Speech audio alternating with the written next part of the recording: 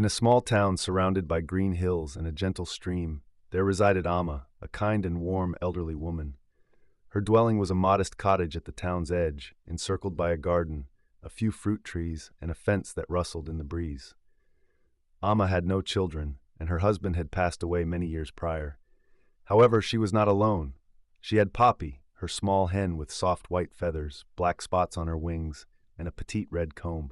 Poppy accompanied Amma everywhere, softly clucking as if contributing her thoughts to their conversations. The villagers often smiled upon seeing the two slowly strolling together, Amma with her cane and Poppy waddling beside her like a devoted companion. Every morning, as the sun painted the sky in hues of orange and pink, Poppy would lay a single warm, smooth egg. Amma would collect it with great care, cradling it gently in her wrinkled hands and whispering, "One is enough, my dear. May we always have just what we need."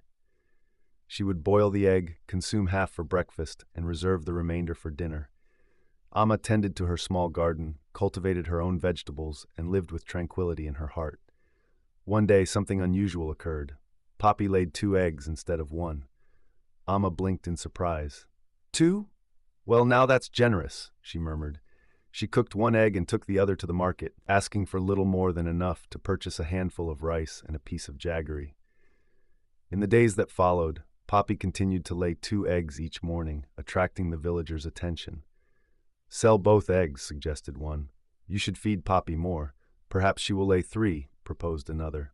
"Think bigger. You could have 10 hens and start a business." Yet, Amma only smiled warmly and replied, "1 for me and 1 to share. That's sufficient." She generously gave the extra eggs to a poor family or left them quietly on someone's doorstep. The townspeople began affectionately referring to her as Egg Amma. Then the monsoon arrived, bringing heavy rains that lasted for days.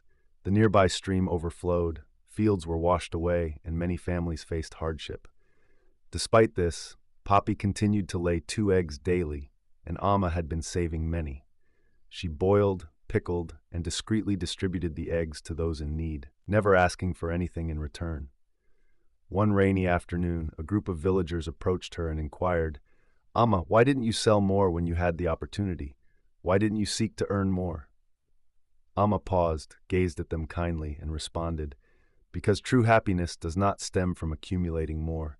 It is about cherishing what we already possess and sharing it when the opportunity arises.